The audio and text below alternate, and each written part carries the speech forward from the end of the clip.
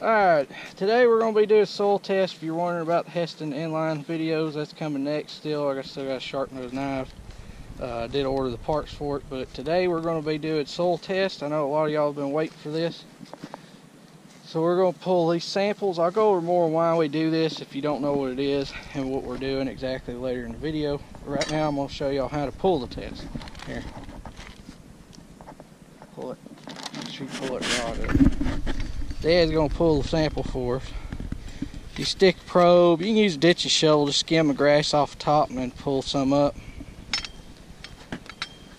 And then you just shoot it out. I like to use Ziploc bags to put it in.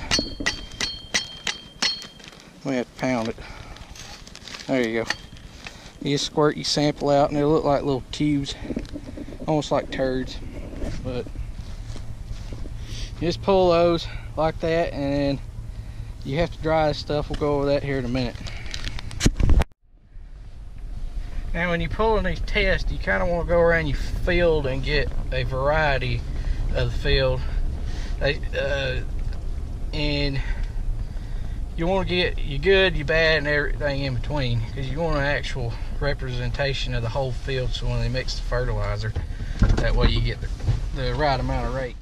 While you're pulling these samples, you don't want to go any deeper than 4 inches because for grass you want to get the topsoil results, not anything deeper, because that's where all you need your nutrients for your grass to be. You want to try to get any grass or roots out of it, because that'll affect the lab results when they take them. Pull nothing.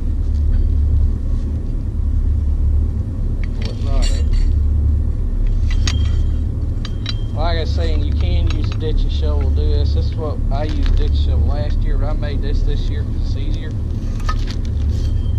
These little probes are high, but you can make one for about 20 bucks. Alright, so now we're back at the shop, and the reason why I like to use these bags is because we're about to mix this. But what we do is, or what you do, or what I like to do, I'm going to go ahead and say this. This is what I like to do. This is what I do with mine. This is what works best for me and my ground and worked good for me last year. So this is what the way I'm going to do it. But you can do it how you want to. We'll take 8 different samples across the field with this probe in different areas, the good, the bad, the okay, and everything. The reason why is even the good areas you think are good may need something different in those areas that you don't realize they need.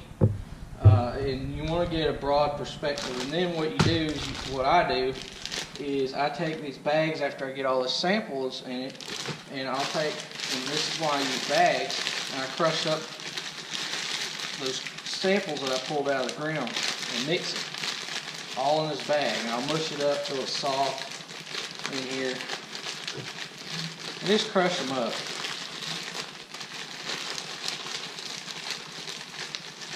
And I'm going to go ahead and say it. Just by what I pulled and looked at, the ground looks a whole lot better since we went to doing this deal here versus the way we were doing it. The dirt has a lot darker content color to it. Here where I'm at, we have a lot of red clay. That's just about all there is. But when you can get dark brown soil like this I'm about to show y'all, you're doing pretty dang good. And last year we had a lot of red clayish looking soil when I pulled it.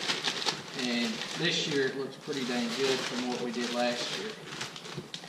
Still expecting the lime just need another ton to half a ton an acre, because we didn't put down the full amount. There's a lot of different opinions on lime. Me personally, I like the idea of doing a little at a time through and make a plan for so many years to do it.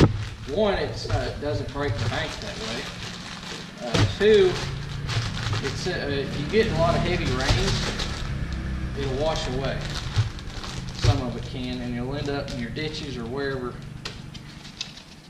around you.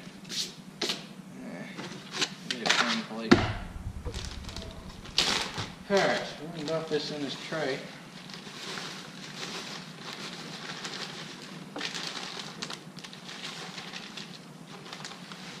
That's some good dirt right there for our area. Is this here.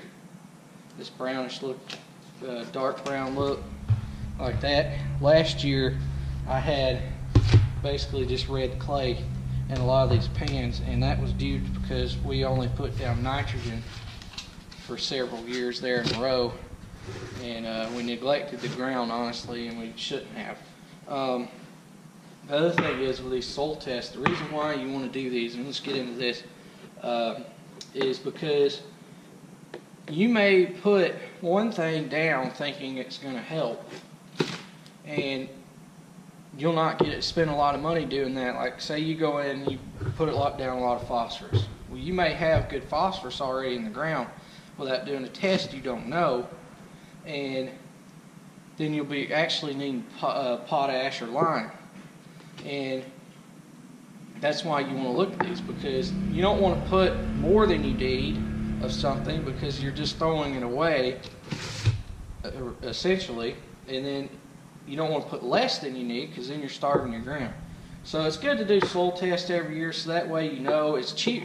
After you get everything established and you get started on doing this every year, and basically in a I guess you call it a program of doing it, and every year you do what your soil content says, it's going to get cheaper, because you'll not need as many inputs throughout. It'll actually even out and be cheaper in the long run. When you first do it, if you haven't done anything but say just put straight nitrogen down for a long time, your ground's going to get depleted. And it's just like a human. Say I go out and eat a bowl of sugar every day, just straight sugar. Eventually my body's going to fail because it's not getting the other nutrients it needs. Well, plants in the ground and the dirt are the same exact way.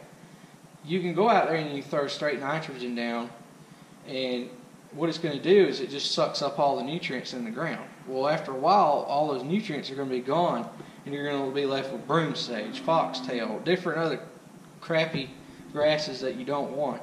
And that's why you need to do soil tests, so that way you can get an accurate reading of what you need, and you can put down exactly what you need. And it's a more efficient way of fertilizing, and in the long run it will cost you less than doing it the other way. Now, if you can get chicken litter or something like that, by all means put chicken shit down. It's pretty much the cure-all. I would do, if I did a lot of chicken litter, I would go, or just a manure, I would go probably do a deal where I tested maybe every 2 to 3 years, or every other year, just to see if the soil's starting to lack in one area. Maybe your manure's not got enough of one thing in it versus other, but you wouldn't have to do it every year like you do with commercial. But if you're using commercial fertilizer, I suggest doing a soil test every single year. And unfortunately for us, we used to be able to get chicken litter extremely cheap and really easy, but since it became a craze down in South Georgia for the row croppers to use, it's outrageously high now, and the chicken growers are putting down that stuff to kill the ammonia in it at certain times of the year, and it's hard to get any that's actually good. Every now and then you can get lucky and get some that's pretty decent. We put some on back in the fall, and it turned out to be pretty good stuff, but it's kind of hit or miss with that. Here, I don't know about what it's like anywhere else, but it's that way here. But that's how you do a soil test. Now, what I'm going to do with this is the reason why I'm doing this dirt has to dry. The dirt has to dry out for them to do the test. If you can't just go pull the samples and take them straight to the place and they'll send them off and test. They have to let the dirt actually dry. So what I'm going to do is I'm going to put this on a shelf here in the shop like this, where it's open, where it can air out and dry out, and I don't touch it, I don't mix it, don't do anything to it. Just leave it like that, so that way it doesn't get contaminated. And I'll leave it probably for 5 days, and then I'm going to go out to the county extension office, and I'm going to get some paper bags they give you for the soil test, and they'll have a little line on them of exactly how much dirt you need to go in them. I always try to get more than less, because then you make sure you have enough. And then you'll fill the bags in, and you fill them out, and you take them back to your county extension office, and they'll send them off to university. Like ours extension office sends them to University of Georgia, and they'll send them there, and I give them my email address, or they can mail them to you, the results, if you don't use a computer or something, and they'll send you the results, and then you'll get a sheet, and it'll tell you what you need, but you can give it if you don't understand it when you get it.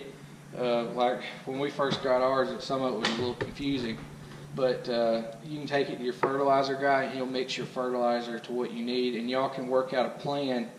If you're afraid it's going to cost you too much, you can work out a plan to where you can discuss, well, you need this, this, and this, but it's going to cost this, and you're probably not going to pay that. So what you can do is you can work out a plan to do a little less here, maybe keep this because you really need it, and a little less on this, and do like a 3-year plan to get it to where you need it eventually, you know, in the long run, and you can set your price to where you want it. Like last year, we set our fertilizer price up when we did our stuff to where we adjusted our nitrogen rates. Our potash and phosphorus were really low, and we had to build those up. So we put what it needed for potash and phosphorus, but we actually left out the nitrogen, which I said last year several times in videos.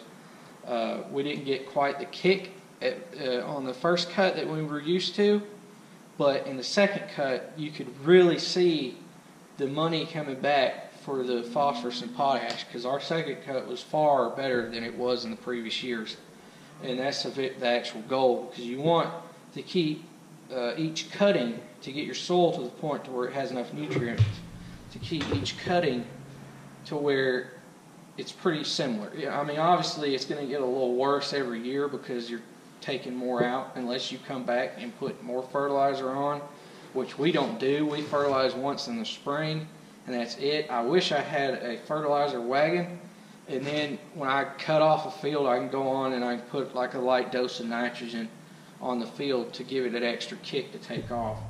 But I don't have one. I need one. I have the GPS and everything. Run one, buy a tractor, but right now it's not in the budget. We got so many other things that we'd need to get, and then eventually we'll get there, but not right now. But I'm going to set this on the shelf and let it dry. Thanks for watching. I hope y'all enjoyed this video. If you have any questions, put them in the comments. I'll be glad to answer them. And I will do a follow-up on this, because this dirt's going to change colors, and it's pretty cool to see. I'll do another video, or a little segment in another video of me filling the bags and that process. But the dirt will actually change colors, and it's pretty cool, because then you can really see the differences in your soil from one field to the next. But thanks for watching. Please comment, rate, subscribe. Hope y'all enjoyed this, and I'll see you later.